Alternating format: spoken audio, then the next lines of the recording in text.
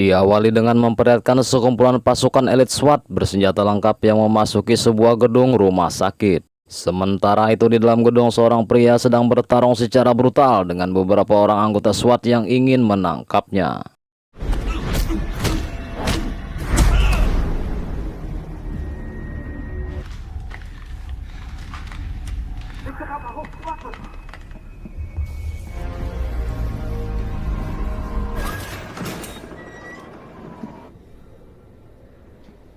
Kemudian pria yang mengaku bernama John Doe ini berhasil diamankan serta diinterogasi oleh komandan polisi bernama Russell. Setelah sebelumnya John Doe menghabisi 18 orang dengan kemampuan seni bela dirinya.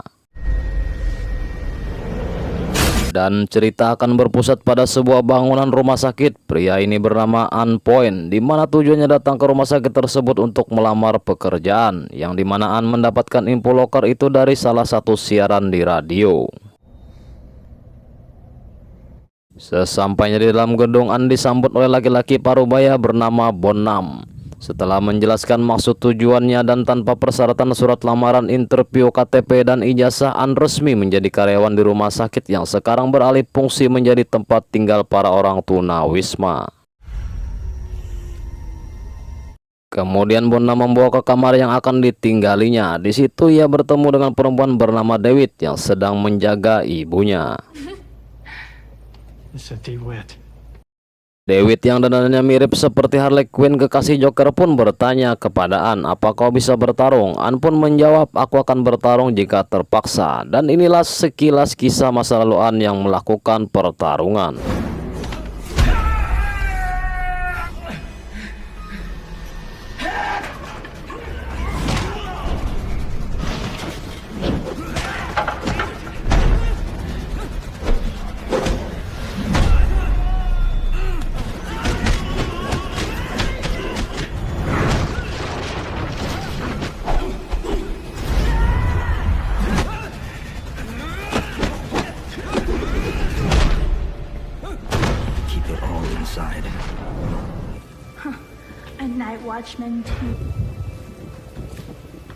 Selesai dengan ceritanya kepada Dewitt, An yang ingin pergi ke kantin untuk makan kembali bertemu dengan wanita single mom bernama Janet bersama dengan putranya bernama Benison yang mengalami kaki lumpuh dan mengharuskannya memakai kursi roda.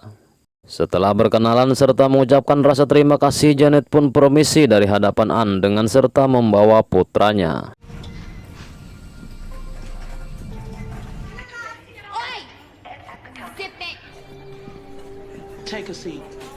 Sesampainya di kantin, di situ sudah ada Bonham yang menunggunya. Sambil menunggu masakan yang dimasak oleh seorang koki yang cantik jelita dan kita sebut saja Acil Koki ini sidinnya, Bonham menceritakan tentang hilangnya anak-anak pada malam hari. Entah pelakunya iblis, hantu, atau apapun, yang jelas mereka saat ini mengalami rasa takut yang sangat luar biasa.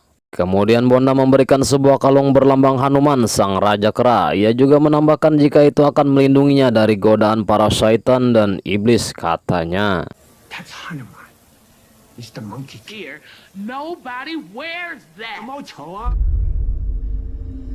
Hari pertama pekerjaannya melakukan ronda malam, melihat begitu banyaknya sesajen yang terletak di setiap sudut pintu kamar.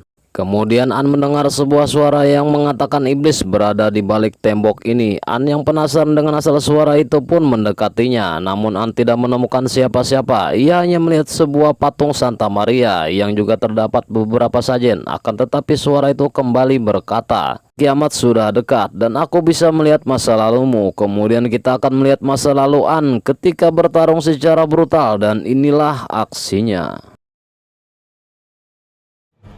It's just business.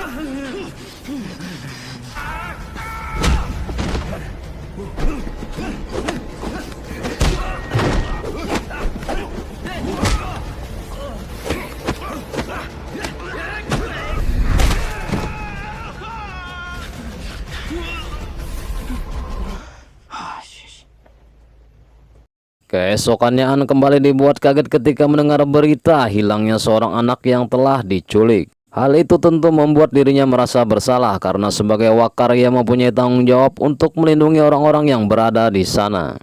Namun Bonam dan Janet mengatakan jika tak ada yang menyalahkanmu serta jangan membuat dirimu merasa bersalah. Kemudian An permisi dari hadapan mereka karena ia mencium bau sesuatu yang membuat dirinya merasa pusing.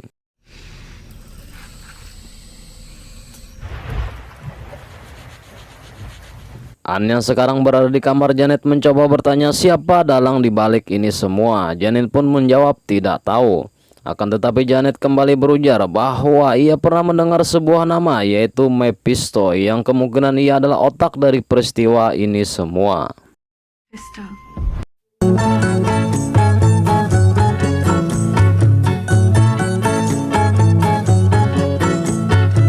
Jangan begadang kalau tiada artinya. Begadang boleh saja kalau ada perlunya. An yang kembali melakukan ronda malam kembali mendengar suara-suara yang tanpa diketahui wujudnya seperti apa. Kemudian pandangannya tertuju pada sebuah sesajen yang terdapat foto seorang bocah. An pun mengambil foto tersebut untuk sekedar melihat-lihat. Dan saat akan mengembalikannya, tiba-tiba An pun terkejut dengan kemunculan tangan yang menyentuhnya. Dan yang lebih mengacankannya lagi, tangan itu hilang dalam sekejap. Sampailah An di sebuah pintu, namun saat akan membukanya An merasa ragu. Ia pun mundur, akan tetapi lagi dan lagi tangan misterius itu muncul dan menunjuk ke arah pintu serta berkata, jika iblis memanggil namamu.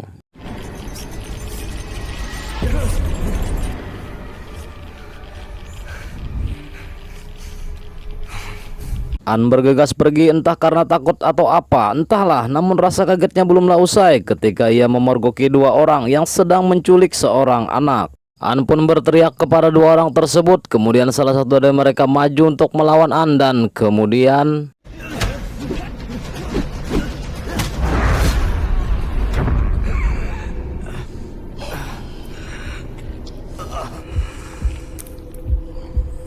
An pun harus tumbang setelah ia mendapatkan tikaman telak di perutnya.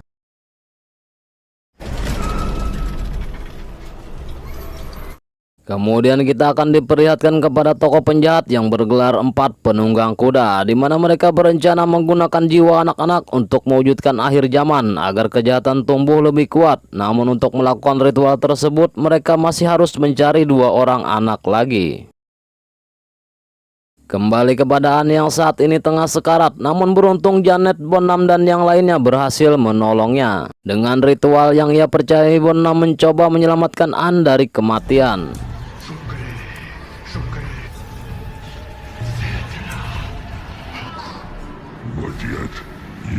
Di alam bawah sadarnya An bertemu dengan Hanuman sang Raja Kera. Ia mengatakan jika ia akan memberikan kehidupan kepada An.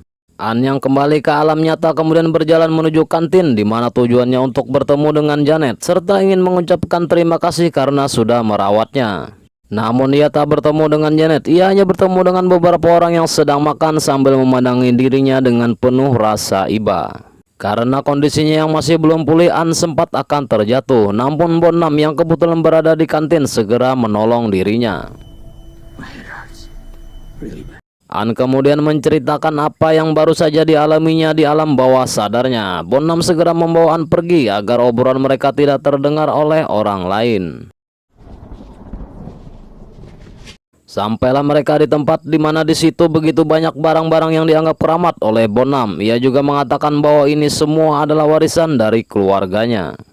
Kemudian An mengambil sebuah buku sambil bertanya kepada Bonam, "Apa kau percaya dengan semua ini?" Bonam pun menjawab, "Ini sebuah perlindungan, tapi terkadang aku penasaran apa itu bisa melindungi kita." Dan kembali lagi An mengingat masa lalunya yang menghabisi beberapa orang anggota geng.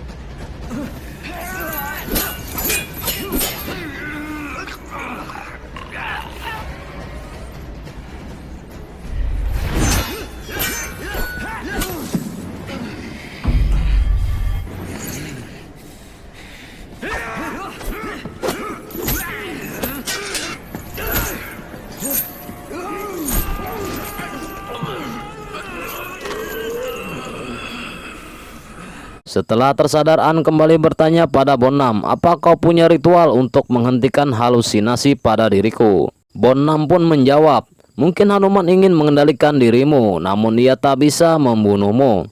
An pun bergegas pergi seraya berkata, "Aku akan melakukan ronda."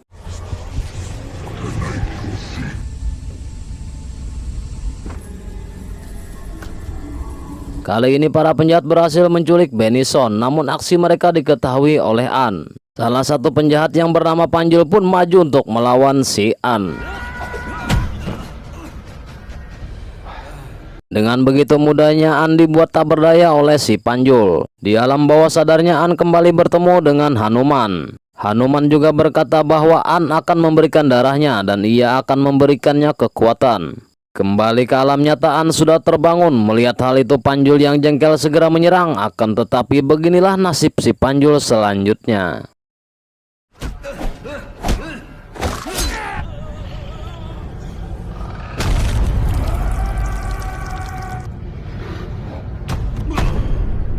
Walaupun An berhasil membunuh Panjul, namun ketika ia akan mengejar para penculik, An mendadak terjatuh. Hal itu dikarenakan ulah si Hanuman yang berada di alam bawah sadarnya. Hanuman mencengkeram tangan An untuk mengambil darahnya. Alhasil, An harus mengikhlaskan Benison di bawah para penjahat. Pagi harinya Janet berteriak histeris karena mengetahui jika putranya telah diculik. Para penghuni yang lain pun mencoba menenangkannya. Di sisi lain, An yang masih merasa kebingungan dengan apa yang terjadi pada dirinya hanya bisa pasrah. Kemudian terdengarlah suara Hanuman yang mengatakan, "Untuk tiap jiwa yang kau ambil, setiap kali menumpahkan darah, sedikit lagi jiwamu akan menjadi milikku." Sementara itu di tempat Mephisto, mereka yang berhasil menculik Benison kemudian membawa Benison ke dalam kerangkeng, yang dimana di situ sudah ada anak-anak yang telah diculik lebih dulu. Salah satu anak buah Mephisto menyarankan agar mereka segera melakukan ritualnya, namun Mephisto menolak. Ia berkata, "Tidak, sebelum kita mendapatkan anak yang terakhir." Kembali kepada An yang mendapatkan bisikan oleh Dewa Hanuman yang mengatakan jika mereka sudah datang. Dan benar saja, anak buah Mephisto sudah berada di sana. Tanpa menunggu perintah dari siapa-siapa, An langsung menyerang mereka.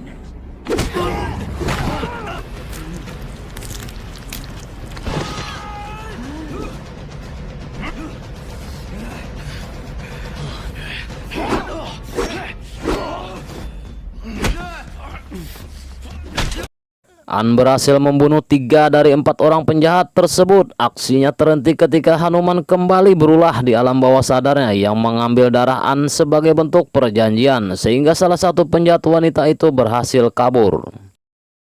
Merasa waktu semakin sempit, An pun merencanakan sesuatu untuk menyelamatkan anak-anak. Ia mengatakan kepada Janet dan penghuni yang lainnya untuk bersembunyi dan berdoa. Sementara ia akan memancing para penjahat keluar untuk melawannya dengan cara memadamkan lampu di dalam gedung bangunan tersebut.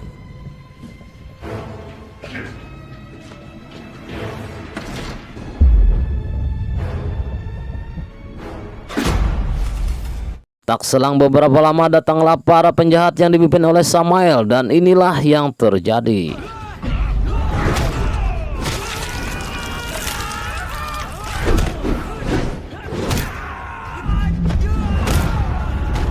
Samael yang murka melihat anak buahnya tumbang kemudian melepas topi caping miliknya. Sementara itu An maju untuk melawan dirinya dan kemudian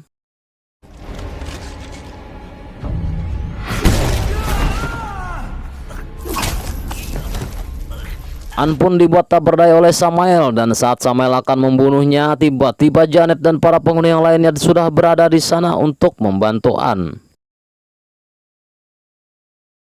Samael yang tidak ingin dikeroyok seperti maling sendal pun memilih mundur dan kabur.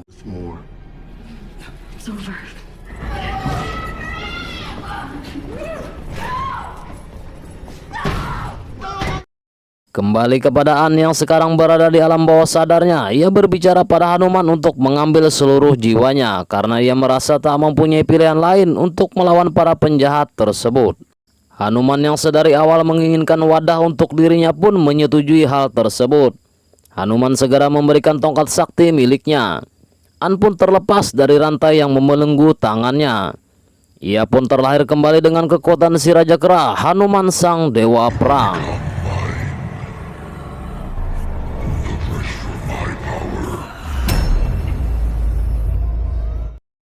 Singkat cerita, An pun bertekad untuk mengakhiri ini semua dengan cara menyerang sarang para penjahat berdebah tersebut. Akhirnya bertemulah An dengan Mephisto, dengan penjahat wanita yang membawa anak-anak. An segera berlari ke arah mereka, namun dari arah samping muncullah Samael yang menabrak dirinya.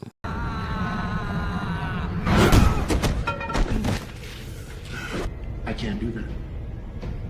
Mephisto segera memerintahkan Samael untuk menghabisi An dan pertarungan pun dimulai.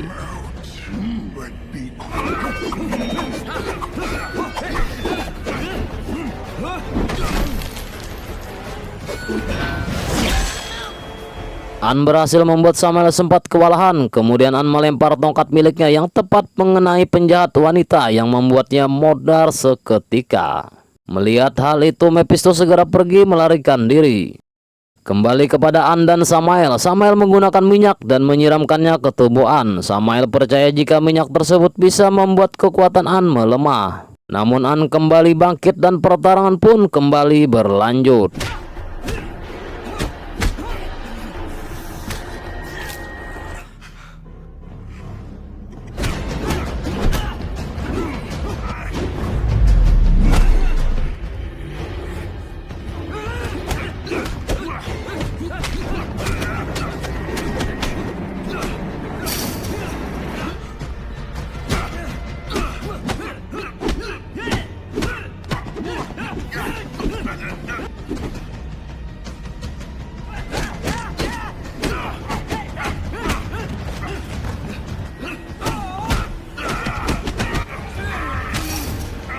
An yang sempat kewalahan menghadapi Samael, namun ia berhasil membunuh Samael dengan cara seperti ini.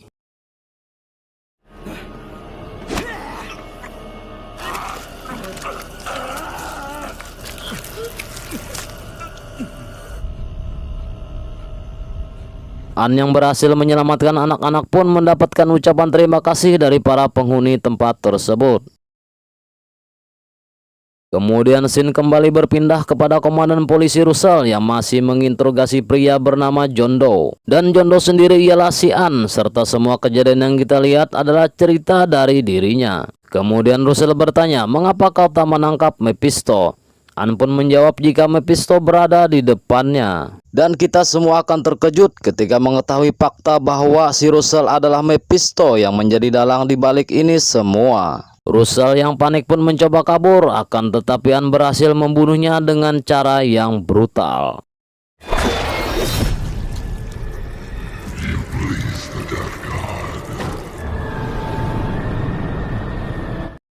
Adegan ditutup dengan kemunculan sang Raja Kera Hanuman yang keluar dari balik pintu. Tamat akhir yang sangat mengacankan.